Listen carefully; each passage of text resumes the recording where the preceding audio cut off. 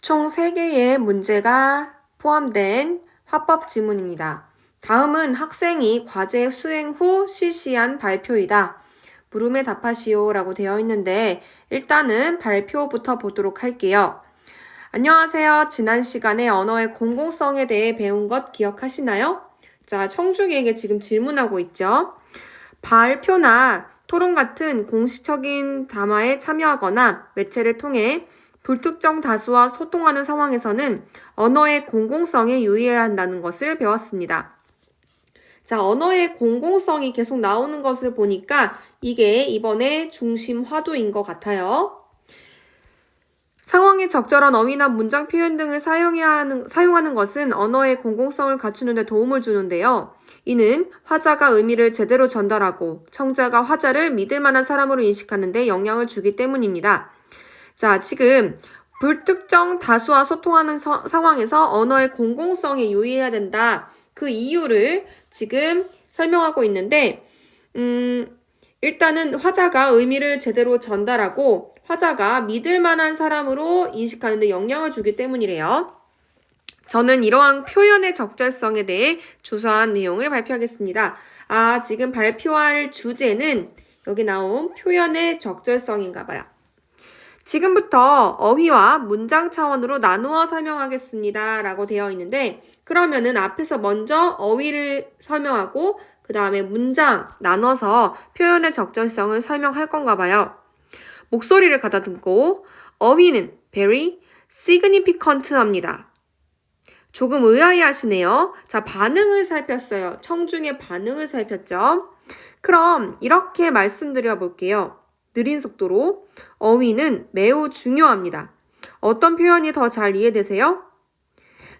네, 다들 후자라고 하시네요. 자, 먼저 영어를 얘기했다가 그 다음에 한국어로 얘기함으로써 상반되는 그런 것들을 제시하면서 청중의 관심을 유도하고 있죠. 외국어를 불필요하게 사용하면 의사소통 상황에서 청자에게 의미를 제대로 전달하기 어렵습니다. 한편 제가 이 자리에서 뻥치다 같은 비속어나 레알 같은 유행어를 사용하는 것도 적절하지 않을 것입니다. 왜냐하면 다수를 대상으로 하는 발표에서 격식에 맞지 않은 가벼운 표현을 사용하면 여러분들이 저를 신뢰하기 어려운 사람으로 여길 수 있기 때문입니다. 자, 아까 첫 번째 문단에서 아까 그 표현의 적절성, 언어의 공공성을 얘기하면서 청자가 화자를 믿을 만한 사람으로 인식하는 데 영향을 준다고 했죠. 지금 다수를 대상으로 하는 발표에서 격식에 맞지 않는 가벼운 표현을 사용하면 발표자를 신뢰하기 어려운 사람으로 여길 수 있다라는 내용으로 이제 같이 이어가고 있습니다. 이어서 어휘뿐 아니라 문장에서도 상황에 적절한 표현이 중요합니다. 자, 이제 아까 어휘를 설명했다면 지금은 문장에 대해서 표현의 적절성을 설명하고 있습니다. 저는 토론 수업에서 안전이 편의보다 중요할 것 같아 보입니다. 라고 말했다가 입장이 명확하지 않고 자신감이 없어 보여 설득력이 떨어진다는 동료 평가를 받은 적이 있습니다. 그래서 말하는 내용에 대한 확신의 정도를 드러내는 표현들을 찾아보니 제가 사용한 뭐뭐 할 것 같다, 뭐뭐 보이다. 이게 모두 확신의 정도가 낮은 표현들이었습니다. 문장에 대해서 설명할 때 그 표현들을 얘기할 건가 봐요. 그러다 보니 주장을 밝히는데 다소 적합하지 않았던 것입니다. 사실 저는 지나치게 단정적인 표현을 피함으로써 상대를 존중하는 태도를 나타내고 싶었지만 토론에서는 이러한 표현이 적절하지 않을 수도 있음을 알게 됐습니다.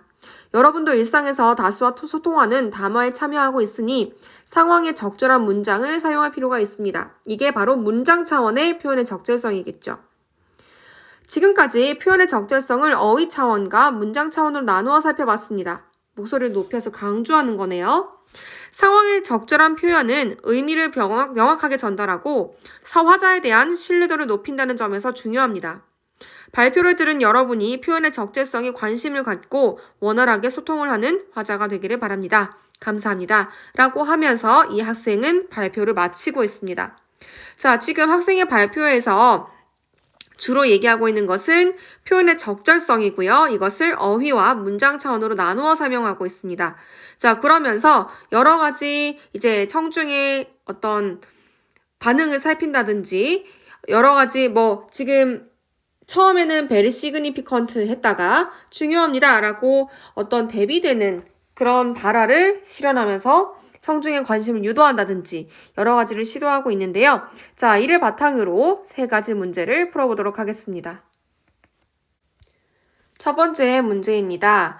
위 발표자의 말하기 방식으로 가장 적절한 것은? 자, 1번 대비되는 발화를 실현하여 청중의 관심을 유도하고 있다. 자, 바로 지금 정답이 나왔는데요. 대비되는 발화를 실현해서 청중의 관심을 유도하고 있다. 자, 그러면은 대비되는 발화가 뭔지 알아야 될 텐데 아까 말했듯이 very significant 하다가 그 다음에 대비되게 이것은 정말 중요합니다 라고 얘기했죠. 자, 이런 과정을 통해서 이제 청중의 관심을 유도하고 청중의 관심을 보면서 발화를 이어나가고 있기 때문에 위 발표자의 말하기 방식으로 가장 적절합니다. 자, 2번 비언어적 표현을 사용하여 발표의 절차를 안내하고 있다. 비언어적 표현이라고 하는 것은 어떤 눈짓이라든지 표정이라든지 이런 것들을 말하는데 지금 여기서는 그런 것들이 지문으로 나타나야 되거든요. 여기서는 고개를 끄덕이며 이런 것들이 있어요. 하지만 이것을 통해서 발표의 절차를 안내하고 있지는 않습니다. 3번 정보의 출처를 언급하여 청중의 궁금증을 해소하고 있다. 자, 정보의 출처 언급 안 했습니다. 4번 같은 내용을 거듭 질문하여 청중의 답변을 끌어내고 있다. 거듭 질문한 부분 없고요. 5번 구체적인 통계를 제시하여 발표의 필요성을 부각하고 있다. 구체적인 통계 제시하지 않았습니다. 따라서 첫 번째 문제의 정답은 1번이 되겠습니다. 두 번째 문제입니다. 다음은 위 발표를 하기 위해 학생이 세운 계획이다. 발표에 반영되지 않은 것은? 자, 지금 도입 전개 정리로 계획을 세우고 있는데 발표에 반영되지 않은 것은 3번입니다. 표현의 적절성의 개념이 변하는 양상을 그와 관련된 예를 들어 분석해야겠어 라고 나와 있는데 일단 표현의 적절성의 개념이 변하는 양상은 나오지 않았죠. 그러니 당연히 예를 들어 분석한 것도 없겠습니다. 자, 그러면은 1번부터 볼까요? 지난 시간에 배운 내용을 환기하고 발표의 화제가 표현의 적절성임을 소개해야겠어. 앞에서 발표 시작할 때 이제 언어의 공공성에 대해서 얘기를 하고 그 다음에 저는 이러한 표현의 적절성에 대해 조사한 내용을 발표하겠습니다 라고 하면서 발표의 화제를 소개하고 있으므로 맞습니다. 그리고 2번 표현의 적절성을 두 가지 차원으로 나누어 예를 중심으로 설명해야겠어. 자, 두 가지 차원이라고 하면은 이제 어휘와 문장을 얘기하는 거겠죠. 그리고 4번 실제 경험을 예로 들며 표현의 적절성이 발표를 듣는 학생들과 관련이 있음을 제시하겠어. 자, 자기의 예시를 들었죠. 안전이 편의보다 중요할 것 같아 보입니다 라고 말했다가 입장이 명확하지 않고 자신감이 없어 보여서 설득력이 떨어진다는 그런 동료 평가를 받았던 자신의 경험을 예로 들면서 학생들과 이 발표 화제가 관련이 있음을 제시하고 있습니다. 5번 발표의 내용을 요약하고 발표를 듣는 학생들에게 표현의 적절성과 관련하여 바라는 바를 언급하여야겠어. 자, 지금 마지막 부분에서 목소리를 높여서 상황의 적절한 표현은 의미를 명확하게 전달하고 화자에 대한 신뢰도를 높인다는 점에서 중요하다. 자, 요약을 했고요. 그 다음에 발표를 들은 여러분이 표현의 적절성에 관심을 갖고 원활하게 소통하는 화자가 되기를 바란다 라고 하면서 바라는 바를 언급하고 있네요. 따라서 2번 문제의 정답은 3번이 되겠습니다. 세 번째 문제입니다. 보기는 위 발표 후 이어진 수업 내용의 일부이다. 기억과 관련해 A에 들어갈 학생의 말로 적절하지 않은 것은? 자, 이때 기억은 말하는 내용에 대한 확신의 정도를 드러내는 표현이고요. 여기 보기에는 선생님의 설명이 들어있습니다. 선생님이 발표를 들은 후 학생들에게 확신의 정도를 드러내는 표현을 어떻게 할 수 있는지 설명하고 있는데요. 그 방법은 크게 5가지로 제한하고 있죠. 동사, 부사, 의존명사, 보조용언, 그리고 인용절 이렇게 5개를 제시하고 있고 안전이 편의보다 중요하다는 주제를 바탕으로 확신의 정도를 어떻게 표현할 수 있는지 A, B, C, D로 나누어서 설명하고 있습니다. 자, A를 보면 저에게는 안전이 편의보다 중요한 듯 이해되고 있습니다. 라고 되어 있는데 여기서의 듯은 의존명사죠? 그리고 이해되고 있다. 이때 it은 보조용언이겠죠.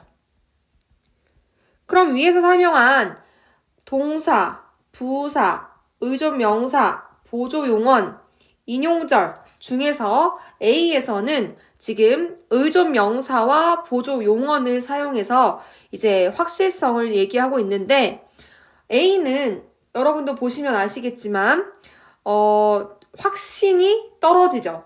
확신 정도가 떨어집니다. 그래서 듯과 어쨌든 간에 의존명사와 보조용언을 사용하고 있고 B 보세요. 저는 안전이 편의보다 중요하다고 믿게 되었습니다. 믿게 되다. 보조용언이죠. 자, 이것은 A보다는 그래도 확신의 정도를 더 드러내고는 있습니다만 여전히 확신의 정도가 중간 정도라고 볼 수가 있죠.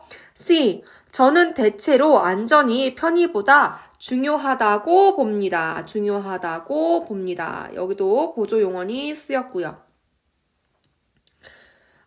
그리고 인용절도 나왔죠. 그쵸? 자, 그 다음에 D. 분명히 안전이 편의보다 중요한 법입니다. 분명히라는 부사가 나와서 확실의 정도를 보여주고 있습니다. 자, 이를 바탕으로 선지를 분석해 볼 텐데 정답은 바로 1번이죠. A는 B와 달리 보조용언을 써서 확신의 정도를 드러냈어요 라고 했는데 자, A, 이해되고 있습니다. 에서의 되고 있다. 보조용언 쓰였죠. 그리고 B, 믿게 됐다. 됐습니다. 자, 여기도 똑같이 보조용언이 쓰였어요. 그러니 A만 보조용언을 썼다고 하면은 당연히 틀리겠죠. A는 B와 달리라고 했는데 A와 B 모두 보조용언을 써서 확신의 정도를 드러냈다라고 할 수 있기 때문에 틀린 설명이 되겠습니다. 계속해서 2번을 보면 A는 C와 달리 피동접사가 있는 동사를 써서 확신의 정도를 드러냈어요 라고 되어 있는데 자, A는 피동접사가 있는 이해되다. 여기 나와 있죠. 이해되다. 뭐뭐 되다. 지금 여기서 피동접사는 되다인데 이해되다를 썼고 그 다음에 C는 중요하다고 봅니다. 라고 했죠. 자, C에는 피동접사가 드러나지 않았으니 네, 맞는 설명이 되겠습니다. 3번 A와 D는 모두 의존명사를 썼는데 의존명사가 나타내는 확신의 정도는 D가 더 높아요. 자, A는 아까 중요한 듯 나왔죠. D에서 의존명사는 법이죠. 자, 둘 다 의존명사를 썼는데 의존명사가 나타내는 확신의 정도, 듯보다는 법이 훨씬 더 확신의 정도가 높음으로 맞습니다. 자, 그 다음에 4번.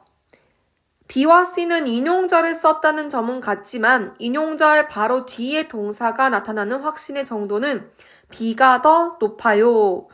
자, B는 저는 안전이 중요하다를 인용했죠. 그 다음에 C는 대체로 안전이 편의보다 중요하다. 둘 다 인용절을 썼다는 점은 같습니다만 인용절 바로 뒤에 동사가 나타내는 확신의 정도. 지금 보면은 B는 믿게 되다, 믿다, 그 다음에 중요하다고 본다. 뭐뭐게 되다, 믿게 되다, 그 다음에 중요하다고 보다. 자, 믿다가 보다는 훨씬 더 확신의 정도가 높죠. 그러니 맞습니다. 자, 5번. C와 D는 모두 부사를 썼는데 부사가 나타내는 확신의 정도는 D가 높아요. 자, C에는 대체로 그리고 D에는 분명히 둘 다 쓰였는데 대체로보다는 분명히가 확실히 확신의 정도가 더 높다고 할 수 있으므로 이번 문제의 정답은 1번이 되겠습니다.